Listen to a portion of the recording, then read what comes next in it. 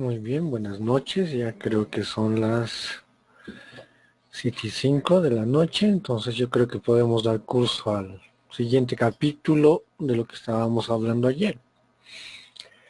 Para hacer una rememoración, bien se acordaban que para valorar un paciente no necesariamente que tenga o no patología neurológica, era necesario realizar la exploración completa en lo que se refería a todos los sistemas y aparatos. Y para eso es muy importante el examen neurológico porque nos va a poder determinar si existe o no una enfermedad concomitante. Bien, se acuerdan ustedes que los elementos del examen neurológico estaban referidos a las funciones cerebrales superiores, que era lo más importante para valorar nosotros, porque ahí se encontraban todos los elementos más complejos de sensación del cerebro que nos daba la información de nuestro medio interno y de nuestro medio externo en el paciente. Acuérdense que les decía que si existía algún trastorno de la conciencia, pues ya nuestro examen quedaba sesgado. Y a la vez, si se producía una alteración del lenguaje, obviamente con un componente neurológico, también iba a quedar sesgada nuestra evaluación, ¿no? Pero quiere decir esto, que no es una condición absoluta para que nosotros no podamos realizar la valoración de estos pacientes, ¿no? Porque podemos tener un examen neurológico directo y los datos que nos interesan en forma indirecta con los familiares. Acuérdense que el examen neurológico estaba compuesto por las funciones cerebrales superiores, las cuales valorábamos el estado de conciencia, el lenguaje, la orientación, las memorias, la inteligencia, la praxia, la nocia. Y como una cápite era el Glasgow, ¿no? Me hicieron un recuerdo ayer de que no respondí una pregunta en el foro sobre el Glasgow modificado. Hay que ver el componente del Glasgow modificado. El Glasgow modificado tiene dos elementos. El Glasgow modificado se lo puede utilizar para los niños y como les decía, un poquito, nosotros vamos a abordar la patología hacia los adultos. Y había otro Glasgow modificado en lo que se refería al traumatismo cráneoencefálico. Bueno, esto era con fines didácticos para poder determinar si estos pacientes quedaban al manejo en un primer, segundo o tercer nivel. Pero para no hacernos mucho problemita en el Glasgow modificado, sobre todo lo que se refería al lenguaje en los niños y la respuesta motora y el llanto, pues es mejor mantener el Glasgow como lo conocemos, ¿no? Después habíamos hablado que los pares craneales, bueno, los pares craneales son 12 en su totalidad y obviamente cada par tiene su representación clínica, ¿no? Muchos de ellos habíamos visto, sobre todo es el aspecto estético, lo que se refiere al control de la musculatura facial y obviamente nos iba a traer problemas de tipo más de somatoformes, ¿no? Y el trigémino que habíamos hablado, que es un par craneal, que era la sensibilidad a la cara y habíamos visto que pacientes que tienen neuralgia del trigémino, pues a pesar de la medicación y las actitudes terapéuticas que se hagan con los pacientes a veces son muy difíciles de controlar y los pacientes obviamente pues piensan muy frecuentemente en el suicidio porque el dolor era muy intenso. Habíamos visto ayer también el componente de lo que se refería al sistema motor, ¿no? El sistema motor nos daba pues obviamente los elementos para valorar si se trataba de un componente de motoneurona superior estoy hablando en lo que se refiere al fascículo córtico-espinal. Este fascículo córtico-espinal no solo va a traer una dificultad a la movilización, sino va a estar estrechamente relacionada con trastornos del lenguaje, ¿no? Entonces, al nosotros determinar una lesión de motoneurona superior, vale decir lo que es la corteza motora prefrontal y frontal y temporal, nos iba a poder complementar con trastornos del lenguaje. O sea, todo esto va asociado. Y cuando nosotros valoramos lo que es motoneuronas inferior, en lo que se refiere al nervio periférico, obviamente nos trae otro tipo de problemas, pero que son más llevaderos y no son tan deleterios para el paciente. ¿Ya? Entonces hay que tener en cuenta de que nosotros al valorar un paciente, independientemente que tenga o no componente neurológico, debemos tener y utilizar los términos adecuados en lo que se refiere a motoneurona superior y motoneurona inferior. Habíamos visto de que los pacientes cuando tienen gran componente muscular, vale decir gran déficit muscular, presentaba cuadros de depresión severa porque estos pacientes requerían el manejo de otras personas para sus actividades mínimas diarias, ¿no? Entonces, por eso hay que valorar la magnitud de la afectación del sistema motor en su componente de motoneurona superior. Motoneurona superior, ¿qué quiere decir? Que es la corteza cerebral la que ha sido afectada. Y habíamos hablado ayer que los pacientes, sobre todo varones, que tienen gran afectación del componente motor, son los que se deprimen más y los que tienen mayor mortalidad porque no pueden mejorar su calidad de vida. Y en cambio hemos visto que las pacientes que son mujeres tienen mejor sobrevida, obviamente, porque tienen otra característica en lo que se refiere a las conexiones en su cerebro, y habíamos visto que estas pacientes mujeres, que a pesar que hayan sufrido alteraciones en lo que se refiere al sistema motor, pues tienen una sobrevida más llevadera y obviamente de mejor calidad de vida a pesar de las lesiones, ¿no?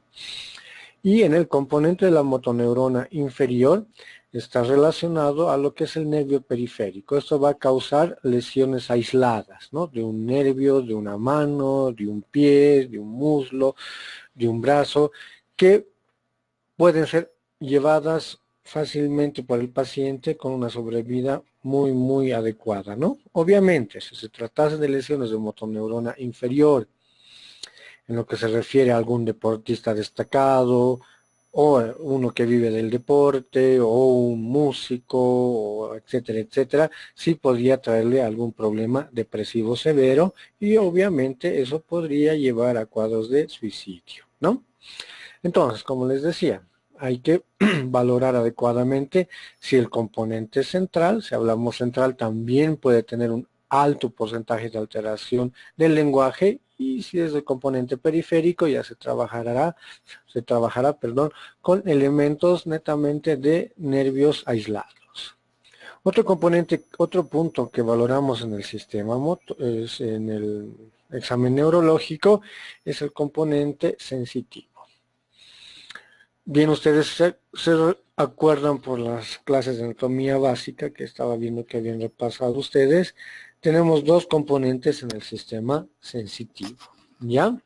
El componente sensitivo, que es más arcaico, más primitivo, está relacionado con el dolor, porque el dolor es un mecanismo de defensa para la supervivencia de las personas. Entonces, por esto, el dolor es que se transmite muy rápidamente hacia centros superiores para que tengamos una respuesta de defensa ante un estímulo doloroso, nociceptivo, que puede producir daño e inclusive puede producir la muerte de la persona.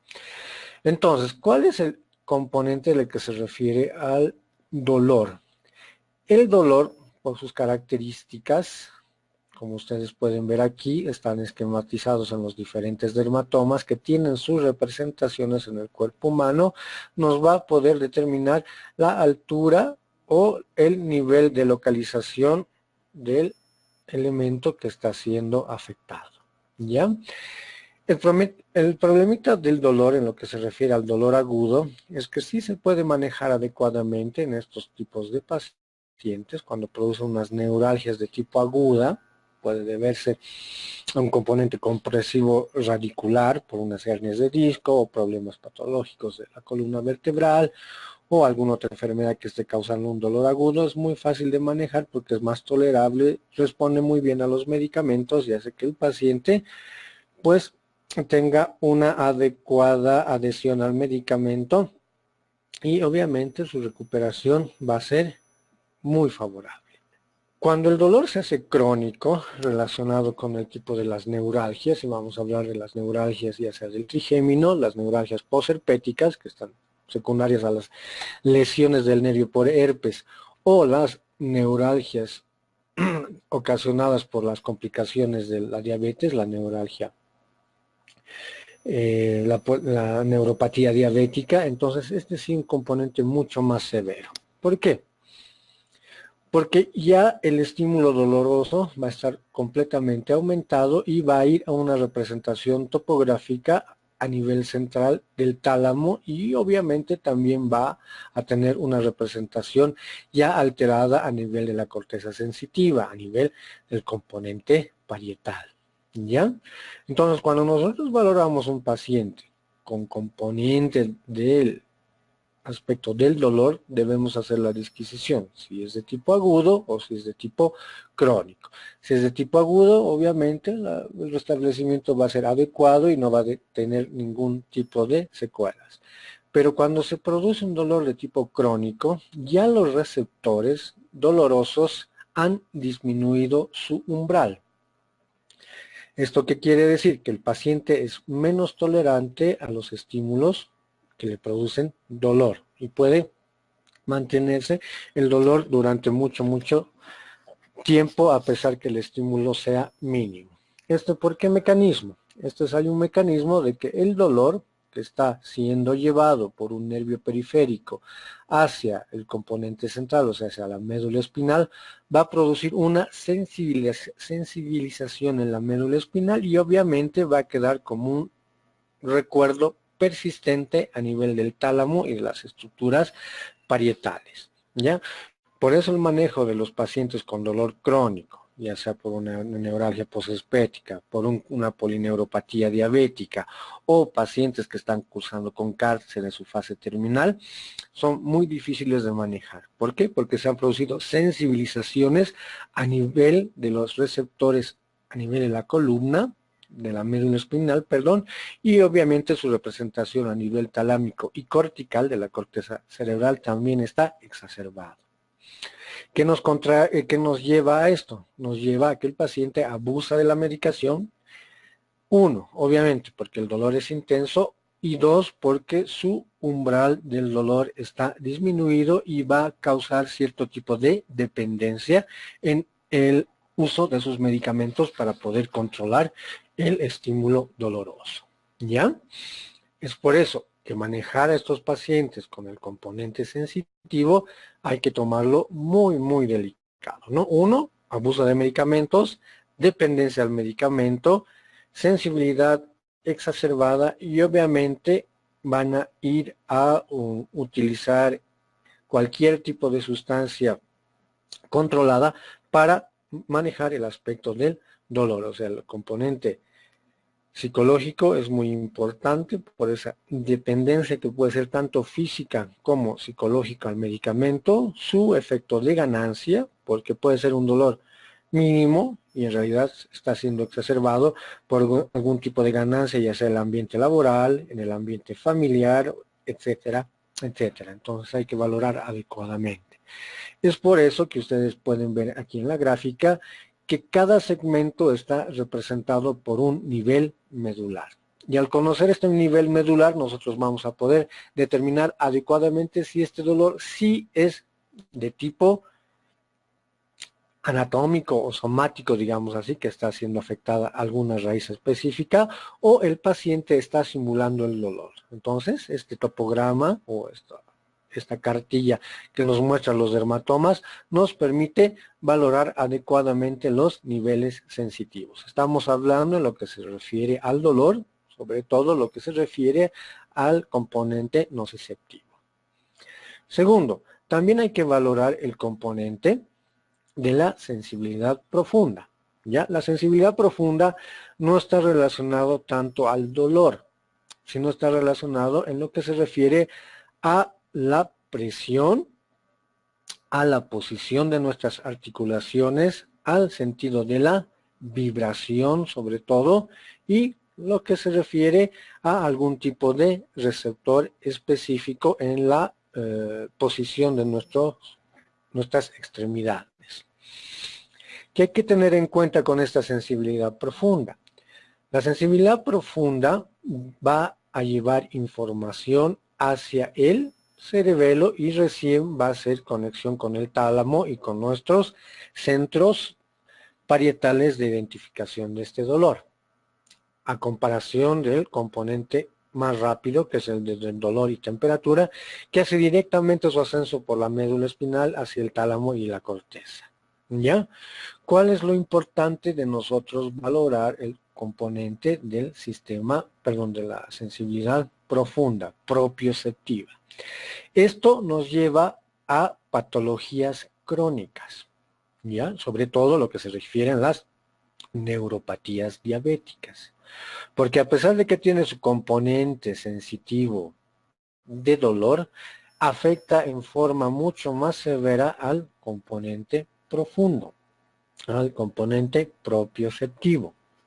Esto hace que se produzcan alteraciones en lo que se refiere a las extremidades inferiores, ya que se está alterando el componente neurológico, se está alterando el componente vascular y aquí va a empezar las lesiones de las úlceras secundarias a complicaciones de la diabetes.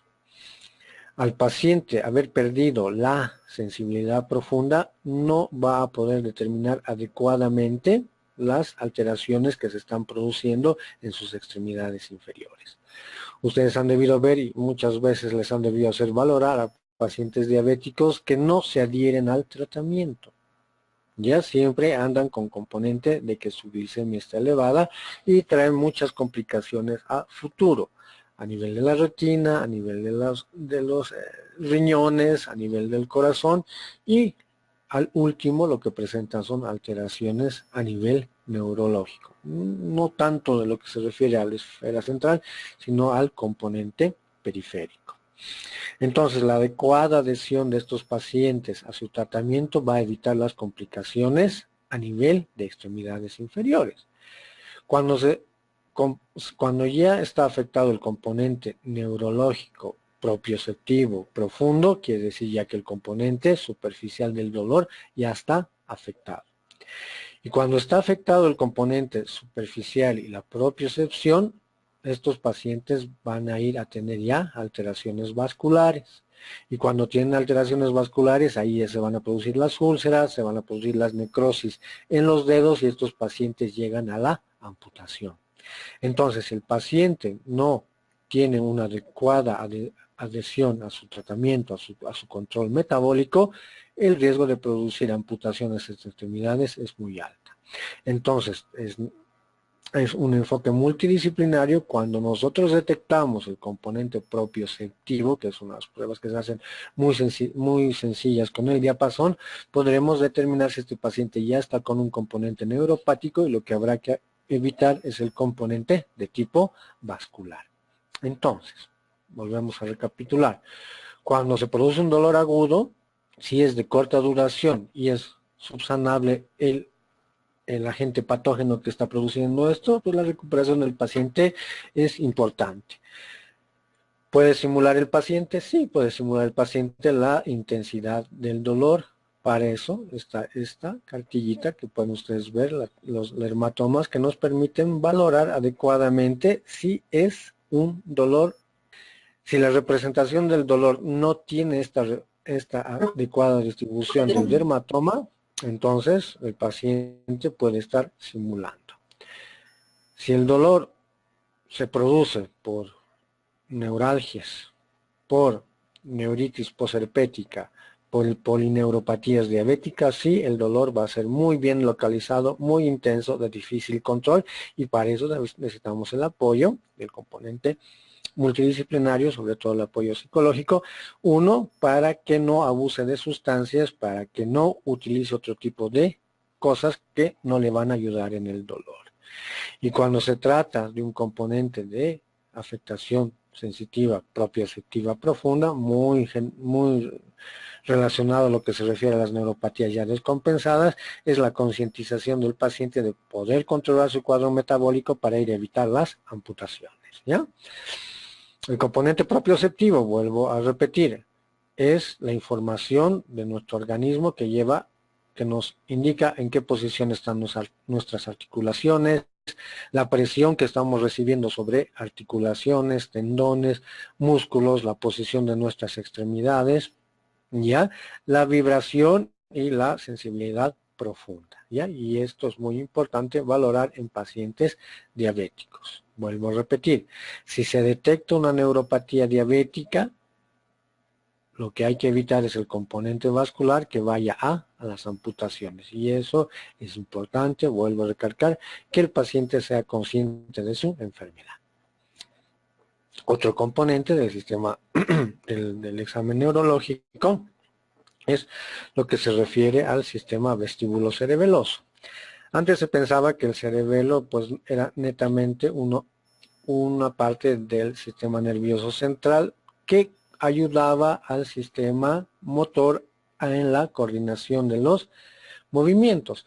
Pero se ha visto que el cerebelo tiene un papel mucho más importante, donde se va a ir a almacenar todo lo que se refiere a la memoria kinestésica, vale decir, a la memoria del movimiento. ¿Ya? Porque imagínense, si nuestro cerebro estaría pendiente de cada movimiento que nosotros realizáramos, sería un caos. Entonces, para eso tiene otros sistemas donde van a almacenar este tipo de información sin que la corteza muchas veces intervenga.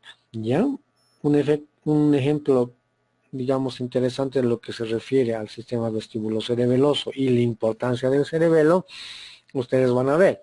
Generalmente en los deportistas o aquellos músicos que son famosos, cuanto más conscientes sean del movimiento, pueden que vayan a errar el mismo. Daremos el ejemplo, por ejemplo, del jugador de fútbol. Es un jugador que pues todo el tiempo está practicando a cómo patear los tiros libres, los penales, etcétera, etcétera. ¿Ya? Gran capacidad es que tiene el cerebelo de haber almacenado esa información de coordinación del movimiento. Entonces, cuando el jugador se pone consciente de que va a realizar una actividad, por ejemplo, patear el balón para lograr convertir un gol en penal, si se hace consciente de que tiene que patear esa pelota en tal distancia, en tal circunstancia, con tal pie, cuántos pasos va a dar, es que la corteza cerebral está haciéndose cargo del mismo y obviamente va a incurrir en errores. Pero mientras menos piense y haga los movimientos automáticos sin estar consciente del mismo, la ejecución del movimiento va a ser mucho más exquisito, por decir. Igual esto pasa con los patinadores, con los jugadores, con aquellos elementos que necesiten mucha precisión. Y eso les va a pasar a ustedes, ¿no? Mientras más conscientes de que están haciendo algo, es muy posible que la ejecución del movimiento o del ejercicio que estén realizando ustedes les va a salir mal. Pero mientras más inconsciente sea, más involuntario, por decir el término, la ejecución del movimiento va a ser mucho más fluido, mucho más acertado y obviamente de mejor resultado. ¿Ya? Es por eso la importancia del cerebelo. Cuando nosotros valoramos el sistema vestibulocerebeloso, valoramos el tono. ¿Ya? Esto está íntimamente relacionado con estratos superiores con la corteza cerebral. Es un feedback que tiene la corteza cerebral con los núcleos de la base y con el cerebelo. El tono está relacionado al estado de semicontracción. Pero aquí ustedes se fijan, pero otra vez yo voy a valorar el lenguaje. Obviamente, ya lo había valorado en lo que se refiere a las funciones cerebrales superiores. Pero aquí lo que estoy valorando en el lenguaje es lo que se refiere a la coordinación del lenguaje, ¿ya? Condición sine qua non, habíamos visto, igual que en las alteraciones del lenguaje, con los trastornos adquiridos del lenguaje, como hemos dicho ayer, que eran las disfasias o las afasias, el aparato fonador, vale decir, todo lo que es la mandíbula, la lengua, las fases, la garganta, tiene que estar íntegro. Si existe un trauma facial, obviamente la alteración va a estar afectada. ¿Ya? Entonces, cuando nosotros valoramos un pacientito, una persona que tiene una alteración del lenguaje, pero que está involucrando al sistema vestibulocerebeloso, el componente es la disartria. ¿Ya? El paciente entiende, se expresa bien, pero habla como borrachito. La disartria es como el paciente que ha ingerido bebidas alcohólicas. ¿Ya? Después valoraremos la metría. La metría es con dedo punta nariz. La diadrococinesia se realiza con movimientos finos como de marioneta. Veremos la descomposición del movimiento, la marcha y el romper. Ya hemos visto la marcha y lo que hacemos es la valoración de la prueba dedo-nariz o dedo-dedo, ¿no? Donde le pedimos al paciente que toque con su dedo, nuestro dedo, o que el paciente en forma alternante toque su nariz con una mano y con la otra vamos alternando. O que realicen movimientos de marioneta de pronación y supinación rápida para ver si existe algún tipo de descomposición del movimiento. Igual hacemos la metría, podemos hacer de esta forma, y cuando nosotros tenemos que valorar lo que son las extremidades inferiores, pues lo que tenemos que ver es que el pacientito con el talón toque la rodilla, desplace por la cara anterior de la pierna hasta el pie. ¿Ya? Cuando existe alteración del sistema vestibulocerebeloso, van a ver la torpeza en la extremidad del mismo lado que está siendo afectado el cerebelo. También vemos lo que se refiere a la descomposición del movimiento. ¿Ya? Esto nos sirve en qué condiciones, para ver si el componente es netamente vestibulocerebeloso o está siendo alterado por algún tipo de otra alteración, por problemas de la tiroides, por problemas alcohólicos o por problemas de intoxicación. Cuando nosotros realizamos la descomposición del movimiento, producimos una flexión y una extensión de la extremidad y vemos como si fuera una cremallera que se estuviera moviendo o una rueda dentada. Esto de la rueda dentada es muy frecuente en lo que afecta a pacientes con la enfermedad de Parkinson. A veces el temblor del parkinsonismo aparece después, cuando ya se han producido alteraciones de la postura, alteraciones de la marcha y cuando ya existe cierta rigidez y descomposición del movimiento. ¿Ya? Entonces nos permite valorar eso. Si la descomposición del movimiento es diferente, no secuenciado como vemos aquí, puede ser debido a que este paciente ha ingerido sustancias, se ha intoxicado con algún tipo de medicamentos, o ha ingerido bebidas alcohólicas, o está utilizando algún tipo de sustancia o algún tipo de medicamento que está causando esto, ¿no? No es esa descomposición de de la rueda dentada. También valoramos, ¿no? Habíamos dicho que la propiocepción también está muy relacionado con el componente del cerebelo. La propiocepción es la sensibilidad profunda de la posición de nuestras articulaciones y la presión que están recibiendo estas articulaciones, igual lo que se refiere al equilibrio de los músculos agonistas y antagonistas.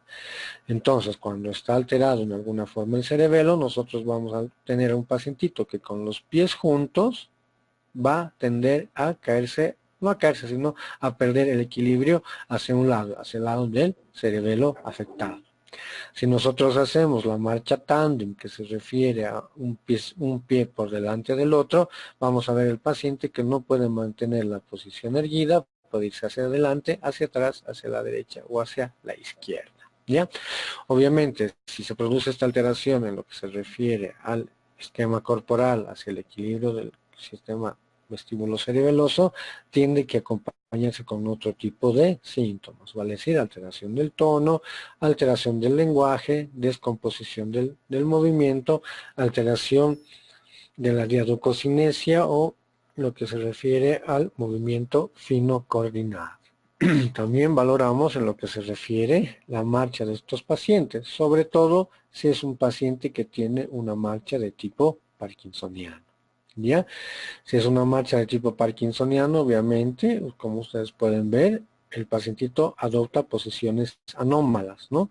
Con una exagerada lordosis de la columna, aumenta la base de sustentación, los pasos son muy cortitos, inclusive arrastrando las extremidades y obviamente con mucha dificultad en el balanceo de las extremidades. Es por eso que estos pacientes tienden a tropezarse muy fácilmente, tienen alteración en el inicio de la marcha. Esto se está produciendo por alteración de la coordinación de los núcleos de la base.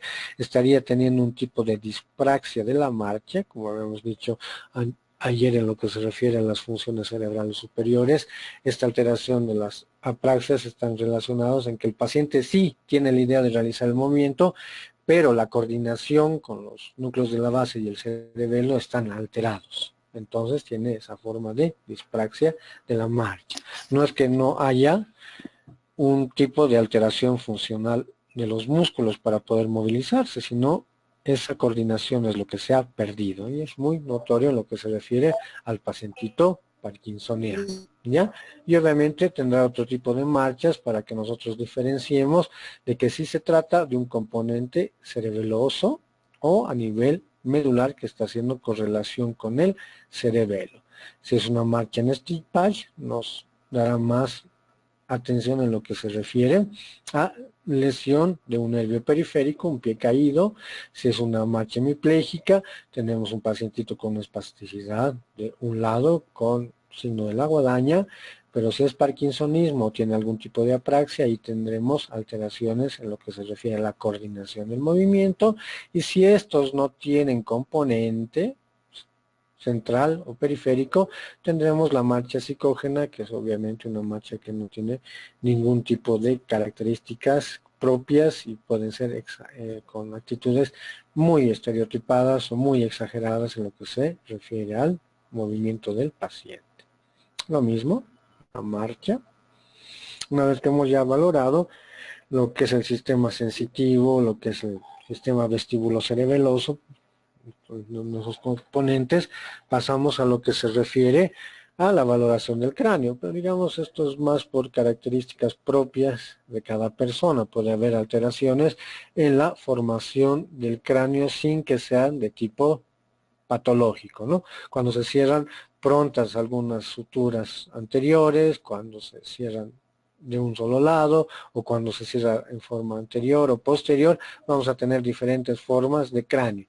Muchas veces estas alteraciones en la formación de la estructura del cráneo no tienen ninguna preponderancia ni ninguna relevancia en el aspecto anatómico, ¿ya? Pero si estas alteraciones en lo que se refiere a la estructura del cráneo, o sea, la forma del cráneo, pues obviamente desde muy pequeñitos habrá que pensar de que se trata de algún tipo de alteración, de algún tipo de atrofia del cerebro, o de algún hemisferio que está produciendo este tipo de alteraciones. Pero estamos hablando desde desde el nacimiento o inclusive en el embarazo, que se puede determinar si se está existiendo alguna alteración en el desarrollo del cerebro y producirá pues las microcefalias de los niños. Pero si es en una persona mayor que tiene alguna alteración en las estructuras del cráneo en forma desde su nacimiento, pero que no ha influenciado en lo que se refiere a su capacidad intelectual, laboral, etcétera, etcétera, no nos tiene por qué llamar para nada la atención, ¿ya? Pero, a ver, también habrá que valorar a estos pacientes que han sido sometidos a algún tipo de cirugía, si tendrán una alteración en la estructura del cráneo, y obviamente podremos visualizar, pues, la anomalía del mismo, pero muchas veces la forma del cráneo no nos correlaciona mucho con algún tipo de patología netamente neurológica, ¿ya? El aspecto de la valoración de la columna, ¿no? Nosotros valoramos lo que se refiere a la postura normal de la columna, que tiene que estar, si lo vemos de atrás al paciente, en forma rectita, o si lo vemos en forma lateral al paciente, vamos a ver que tenemos varias curvaturas, ¿no? Una lordosis, una cifosis y una lordosis que no tienen que estar exageradas. Porque estas alteraciones de la formación, perdón, de la alineación de la columna a larga data van a producir componentes restrictivos funcionales, ya sea pulmonares, ya sean cardiológicos, con una capacidad vital disminuida, ¿no? Pero estas alteraciones, que son las escoliosis o las hiperlordosis o las hipercifosis, pues son trastornos adquiridos en la edad adulta generalmente. ¿Cuál es el problema de estos pacientes cuando nosotros valoramos la columna? El dolor. El dolor por tracción de estructuras, por sensibilización de componentes dolorosos, y como existe, ustedes pueden ver como existe una alteración en lo que se refiere a la curvatura anatómica y normal de la columna, pues va a traer alteraciones dolorosas muy, muy, muy severas. Son pacientes que, aparte del componente doloroso que habíamos visto anteriormente en lo que se refiere al sistema nervioso, al sistema de lo que involucra el sistema sensitivo, hay que valorar adecuadamente si este dolor es realmente refleja lo que está diciendo el paciente.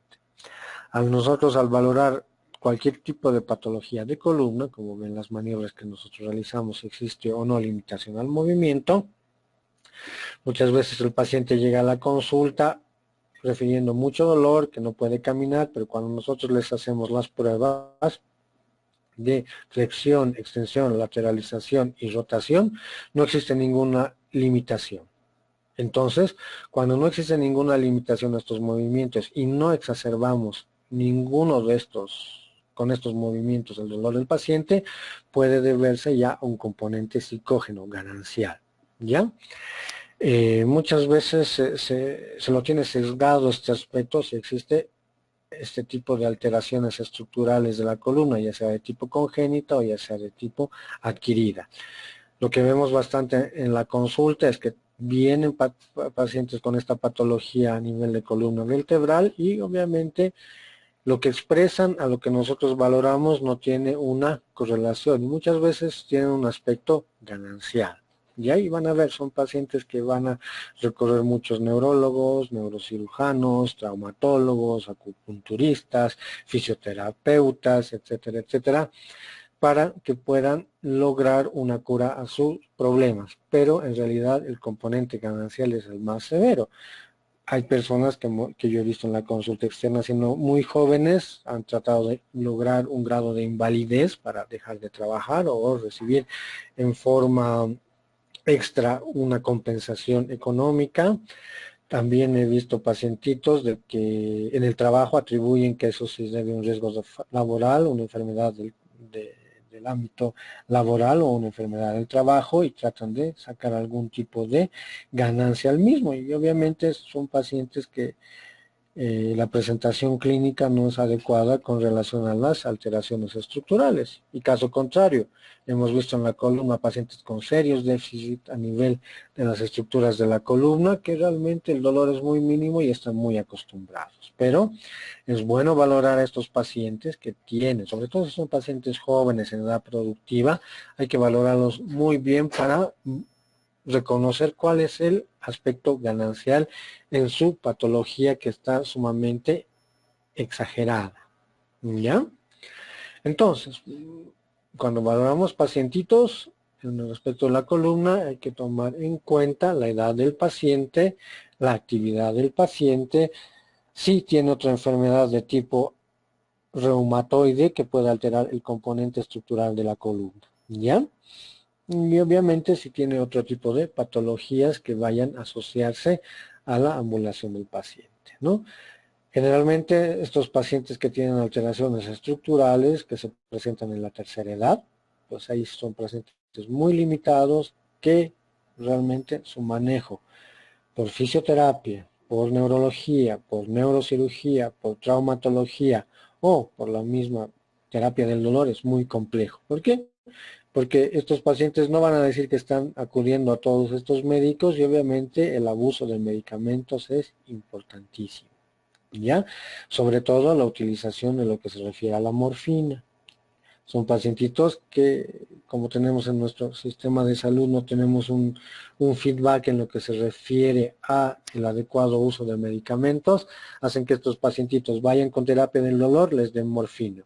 Vayan con el neurocirujano, les dan morfina. Va con el neurólogo, les dan morfina o algún otro tipo de medicamentos, sustancias controladas que obviamente van a producir dependencia a la larga, tanto más que todo una dependencia psicológica que una dependencia física, ¿no? Entonces, estos pacientitos que tienen patología de columna sí deben ser manejados multidisciplinariamente con apoyo psicológico para poder manejar lo que se refiere a evitar la adicción al medicamento. 2, poder identificar la ganancia que tienen estos pacientes ante una patología de la columna, pero que no restrinja su actividad, o algún tipo de componente somático que tenga el paciente que esté simulando su patología.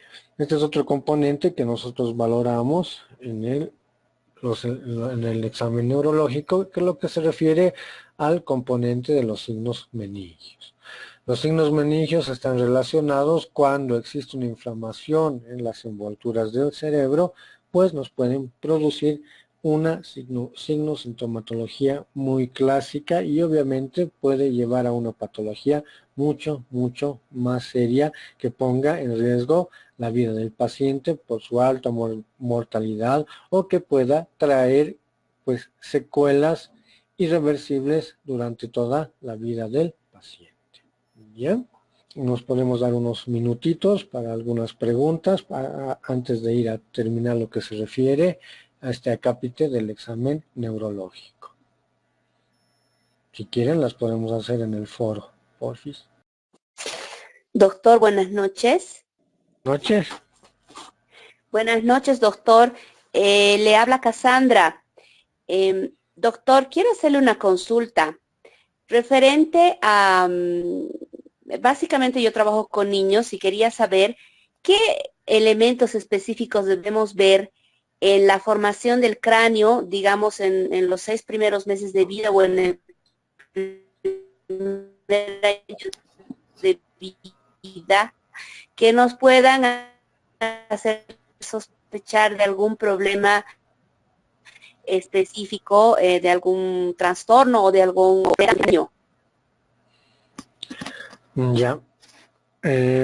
Cuando nosotros valoramos, digamos, la circunferencia del cráneo, eso tenemos que valorarlo obviamente con nuestra cinta métrica, ¿ya? El adulto llega a los 56 a 58 centímetros de circunferencia, pero muchas veces el niño nace con una circunferencia de unos 48 centímetros en promedio, ¿ya? Y durante todos los 2 añitos de vida, esta circunferencia va a ir creciendo a un ritmo de 1 centímetro normalmente hasta llegar a los 52, 54 centímetros, ¿ya? Pero si se produciera un cierre prematuro de las suturas, cuando se produce un cierre prematuro de las suturas a nivel del cráneo, quiere decir que el cerebrito no se está desarrollando. Entonces, si la cabecita del niño es pequeña, inclusive en el mismo nacimiento, y con el transcurso del tiempo notan que el perímetro cefálico no aumenta, quiere decir que su cerebrito no se está desarrollando. ¿Ya? Entonces, inmediatamente tiene que ser valorado por el neurólogo pediatra, inmediatamente hay que realizar una tomografía para ver el desarrollo del cerebro. Si el cerebro no se está desarrollando, ya es un problema adquirido en lo que se refiere desde la gestación, por alteraciones de la migración normal del cerebro, y obviamente esa masa encefálica no está creciendo y ese niño puede desarrollar serios problemas motores, serios problemas de epilepsia, serios problemas de comprensión, inclusive a la postración o al fallecimiento. Pero también hay que tener otro componente. Si se produce un cierre prematuro de las suturas, vale decir que se osifican las suturas normalmente que nosotros tenemos, eso ya tiene otro componente que está afectando a enfermedad del mismo huesito del cráneo. Entonces, ahí tiene que intervenir inmediatamente el neurocirujano para abrir esas suturas y el cerebrito pueda crecer normalmente y así evitar cualquier tipo de alteraciones. Entonces, cuando tenemos alteración en el tamaño del cráneo, hay que pensar, uno, se estará desarrollando adecuadamente el cerebro, o dos, se ha producido un cierre prematuro de esas suturas. Entonces, cuando se produce el cierre prematuro de las suturas, hay que solucionarlo en forma inmediata, con cirugía, darle espacio para que ese cerebrito crezca. Pero en cambio, si no está creciendo el cráneo porque el cerebrito no se ha desarrollado, ya ese es otro problema mucho más serio que pues obviamente no se va a poder solucionar adecuadamente. Muchísimas gracias, doctor. No tiene por qué. ¿Alguna otra preguntita? La diadococinesia.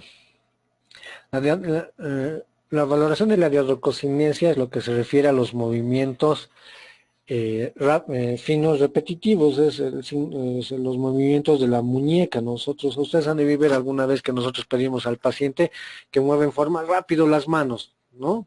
Tanto en supinación como pronación. Entonces ahí vemos la torpeza del movimiento. De todas maneras, estábamos hablando con el encargado, les va a subir un video de que les va a mostrar todo lo que estábamos hablando de la exploración del examen neurológico, y cuando nosotros nos veamos en la práctica lo van a hacer conmigo el examen neurológico de todo lo que estamos viendo. La radiococinesia son los movimientos finos alternantes en extremidades para valorar la integridad del cerebelo. Si alguna patología afecta, en la patología de la columna afecta a un proceso de la cognición, sí, puede haber. Es la enfermedad de Arnold-Chiari. Las enfermedades de Arnold-Chiari que se refiere la unión del cráneo con la columna vertebral puede ser de mayor dimensión en lo que se refiere a la columna vertebral, y de alguna forma todo lo que se refiere al tallo y el cerebelo se va hacia estructuras medulares. No sé cómo les puedo explicar. A ver, déjenme ver cómo les puedo explicar. A ver si tengo un ejemplito por aquí. Esta unión, ¿ya? Esta unión entre lo que se refiere al cráneo y la columna vertebral se apoya sobre una vértebra. Esta vértebra es mucho más amplia en relación a lo normal, ¿ya? Cuando es mucho más amplia en lo que se refiere a lo normal, vale decir, si normalmente si la unión de nuestro cráneo, disculpar, no soy muy bueno dibujando, normalmente, ay caramba, normalmente es así, pero cuando esta unión, aquí está el cerebelo, aquí está el cerebro, cuando esta unión entre la base del cráneo y la columna vertebral es muy ancha, todas las estructuras tienden a bajarse hacia la médula espinal. Entonces obviamente va a producir una tracción, y al producir una tracción puede traer alteraciones.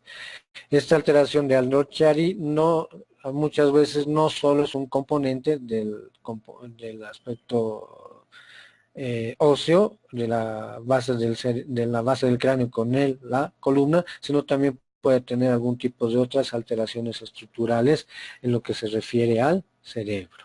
¿Ya? Entonces sí, algunas patologías pueden tener alteraciones estructurales a nivel de columna con la unión del cráneo y que pueda tener algún tipo de alteración. Entre signos, esto vamos a ver, la diferencia entre signos meningios y meningismos, vamos a hablar. ¿Ya?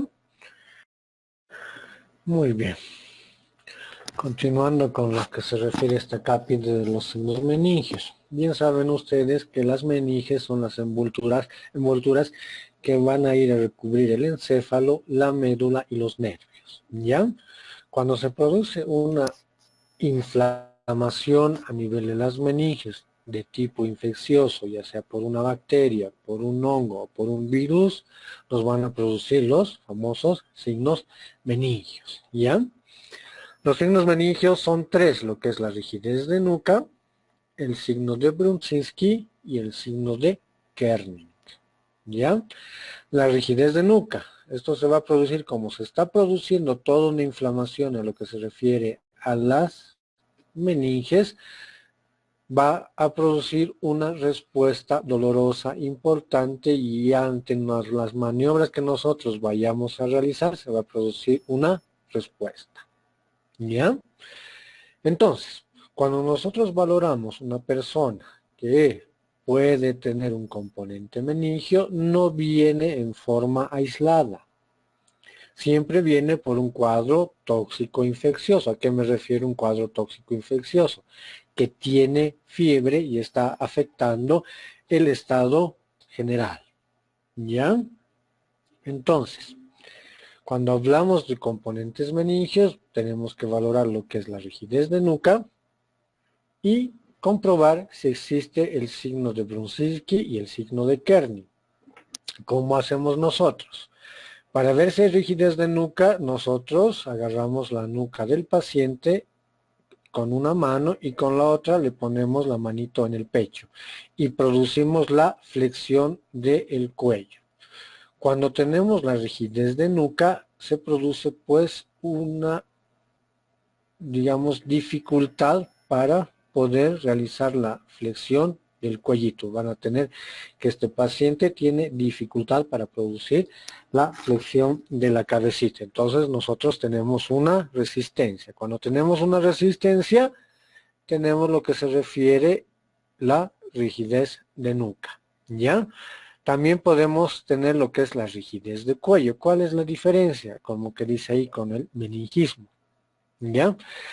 Cuando nosotros tenemos un pacientito que está cursando con un cuadro meningio, vamos a tener la rigidez de nuca en sentido de flexión del cuellito, o sea, hacia adelante y hacia atrás. Cuando hablamos de rigidez de cuello, es cuando nosotros producimos movimientos de laterabilidad, también vamos a tener ese tipo de rigidez o de espasticidad en el cuello.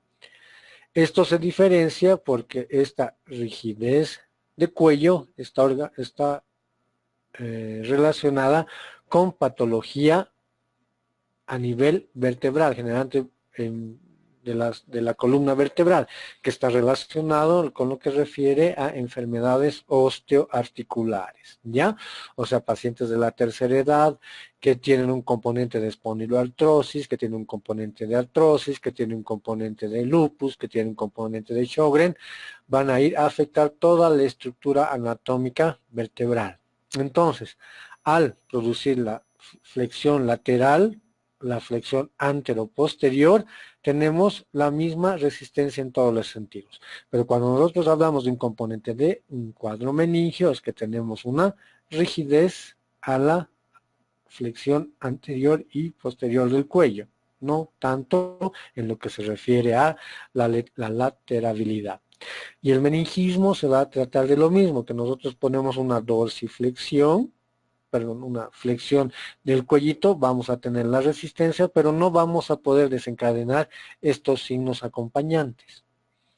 Cuando nosotros sospechamos de que se trata de un cuadro meningio con una rigidez de nuca, tenemos que valorar el signo de Brunchinsky y valorar el signo de Kern. ¿Ya? El meningismo no es nada más que la rigidez a la flexión del cuellito, ¿ya? Pero sin un cuadro tóxico infeccioso muy definido, o sea, si no tiene una infección muy definida.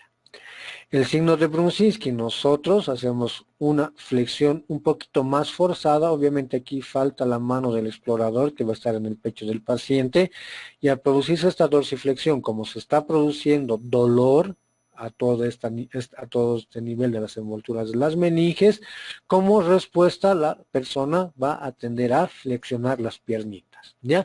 Esto es muy frecuente en niños, no tanto en personas de la tercera edad. Y lo complementamos con el signo de Kernin. Aquí, ¿qué nos falta? Hacemos que el muslito esté a 90 grados en relación del cuerpo, pero la piernita tiene que estar doblada, o sea, la pierna tiene que estar doblada junto al muslo y producimos la extensión de la misma. Al producir la extensión de la misma, el pacientito va a tender a incorporarse como un reflejo. Entonces, si nosotros hacemos el signo de Kernin negativo, hacemos el signo de Kernin negativo con cierta rigidez de nuca, es el meningismo, ¿ya? O sea, que puede estar relacionados en etapas tempranas, o el meningismo puede darse generalmente en pacientes que han tenido un aneurisma y se está produciendo un sangrado cerebral, donde no hay un componente tóxico. Otro componente que valoramos en lo que se refiere al sistema nervioso es la marcha.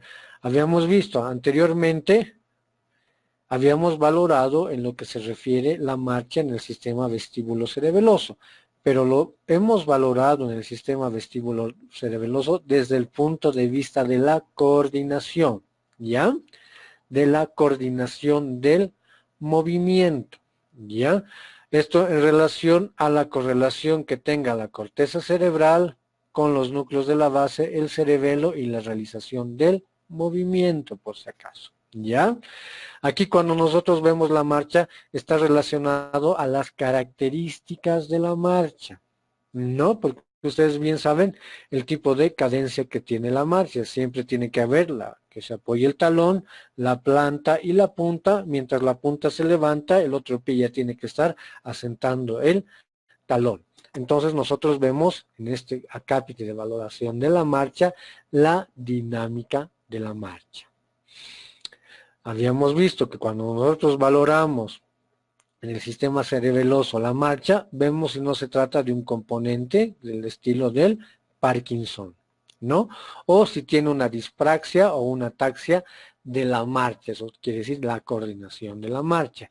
En cambio aquí ya valoramos si existe algún otro tipo de componente, vale decir, si hay una marcha festinante, tambaleante. La marcha festinante era como aquellos pacientitos que caminaran y se mecieran o se estuvieran como saltando, generalmente se daba en las tablas dorsales, vale ser en procesos de sífilis muy avanzado que ya en nuestra época no se ven.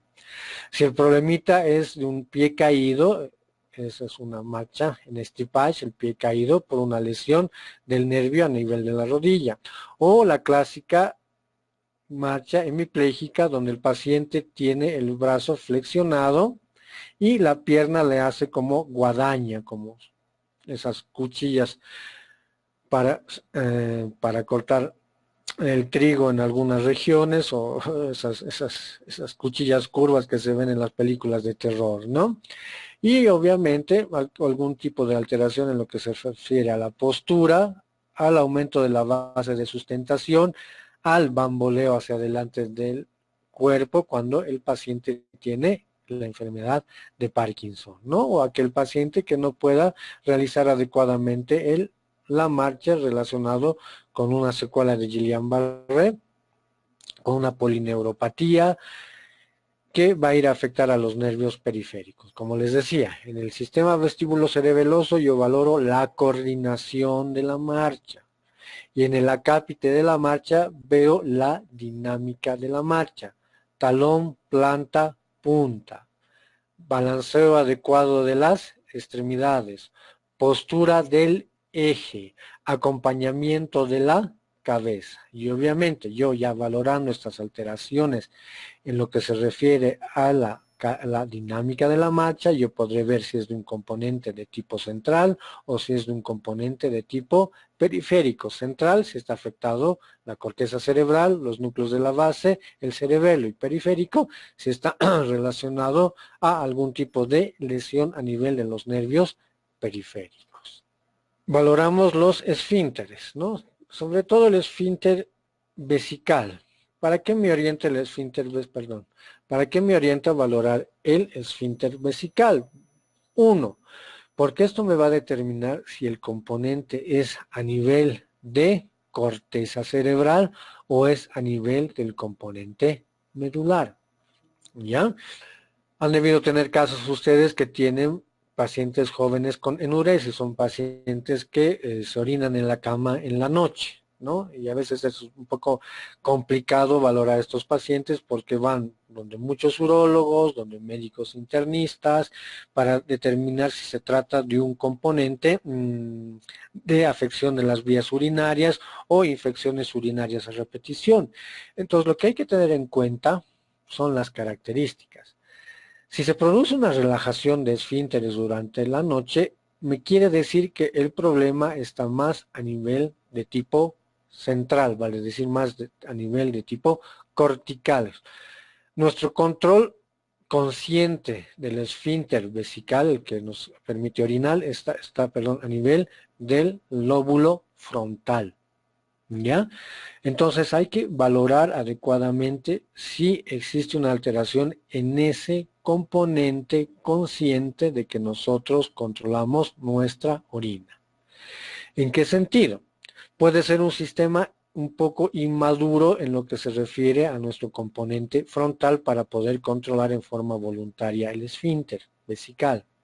Dos, puede haber un componente obviamente sí psicológico importante que está, digamos, alterando este componente consciente del control y por eso se produce la enuresis, ¿ya? Nocturna. Hay que descartar Obviamente, si hay alteraciones estructurales en lo que se refiere todo el aparato urinario, si existen infecciones a repetición, si existen malformaciones a nivel de ese nivel, ¿ya? ¿Qué importancia nos tiene esto de la relajación de esfínteres? Y esto han debido ver. Cuando llega un paciente epiléptico, que se ha producido una crisis epiléptica, y nosotros le preguntamos, ¿y se ha orinado? Muchas veces nos puede decir sí o no. Si se ha orinado, quiere decir que el componente frontal ha sido alterado, obviamente el componente frontal bilateral ha sido alterado y se produce la relajación. Entonces, puede que esta relajación, esta enuresis nocturna, no se debe a un componente de tipo psicológico, no se debe a un componente de infección del tracto urinario o una malformación del componente urinario. Habrá que pensar, este niñito, este muchachito, este adolescente, no está teniendo algún tipo de descarga, un tipo de paroxismo durante el sueño y que no se evidencie como una convulsión y está produciendo el cuadro de una enuresis. Entonces hay que valorar, ¿no?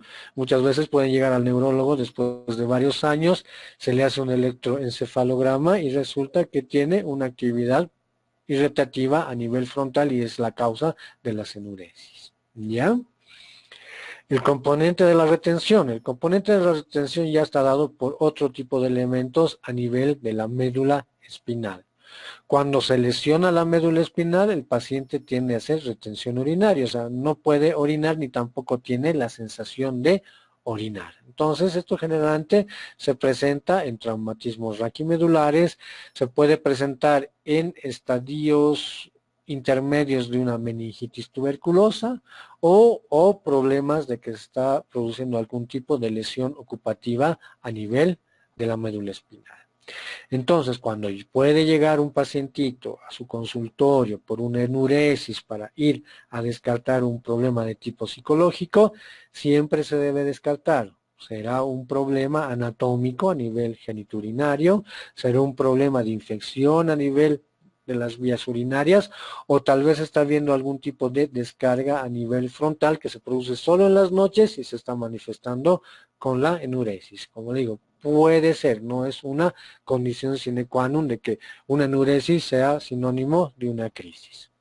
Y nosotros, para finalizar el examen neurológico, valoramos el aspecto neurovascular, o sea, valoramos las estructuras arteriales que son accesibles a nuestra inspección para valorar un adecuado flujo sanguíneo.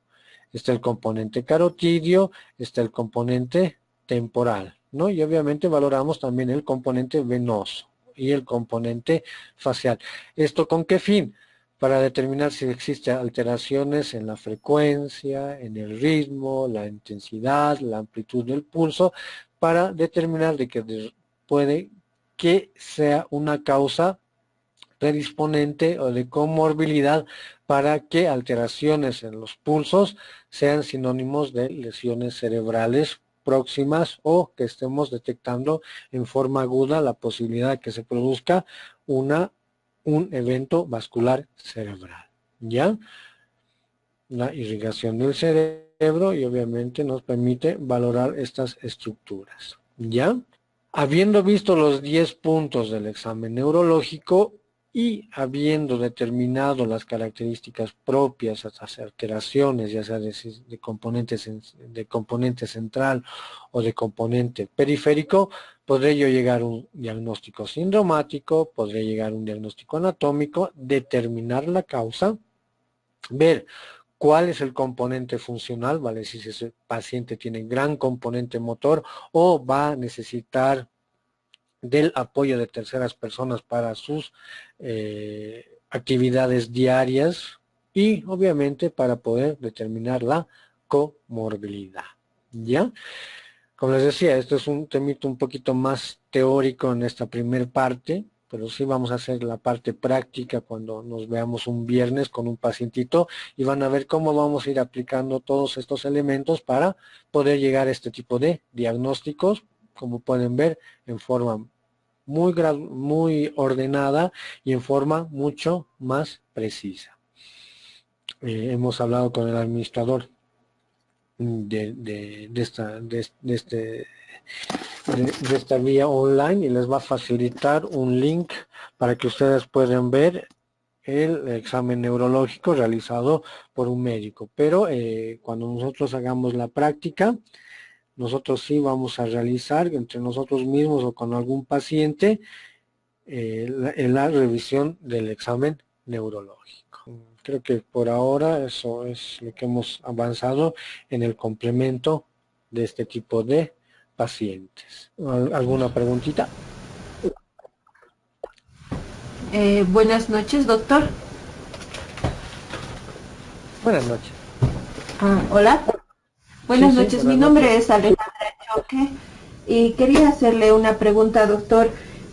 Cuando nos habla de las paroximias, ¿qué tipo de ondas aparecen en el electroencefalograma cuando se ha detectado a un niño con enuresis y con cuadros irritativos?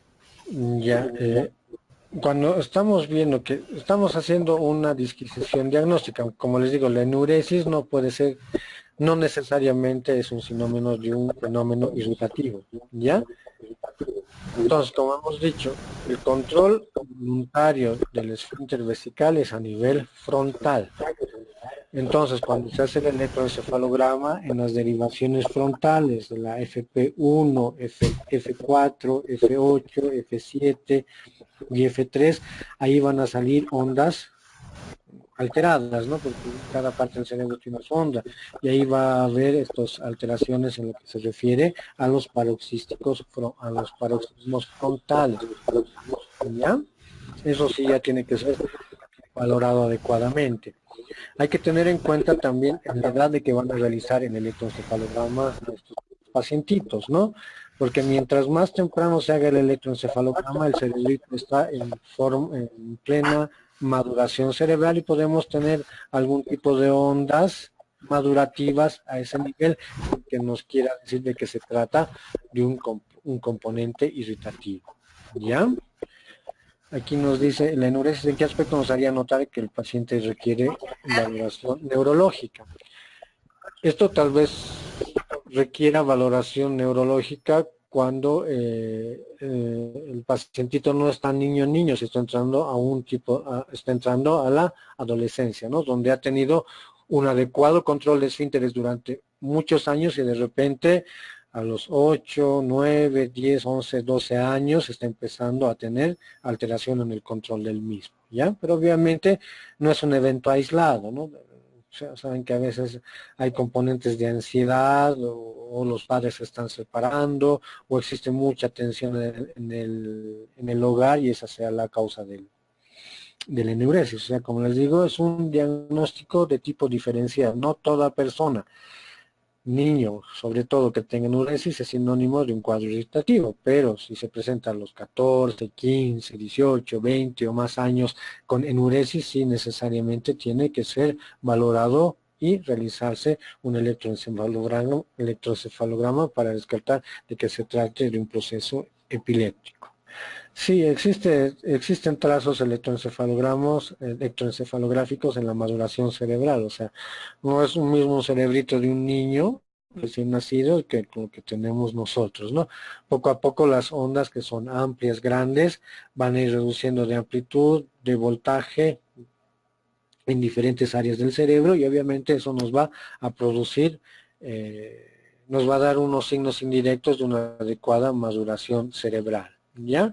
Pero el trazo electroencefalográfico de las ondas puede estar influenciada si el paciente toma algún tipo de medicamento, sí nos puede influenciar, nos puede enlentecer las ondas cerebrales sin necesidad de que nos diga que es una alteración, un cuadro de que nos está diciendo que hay una enfermedad en el cerebro, ¿no? Varía de muchas cosas, también en el sueño, en la vigilia, en en los elementos que se realiza el electroencefalograma de estimulación, sí puede valorarla, sí puede variar las ondas, ¿no? Pero como les digo, sí nos puede determinar a grosso modo si existe una maduración cerebral.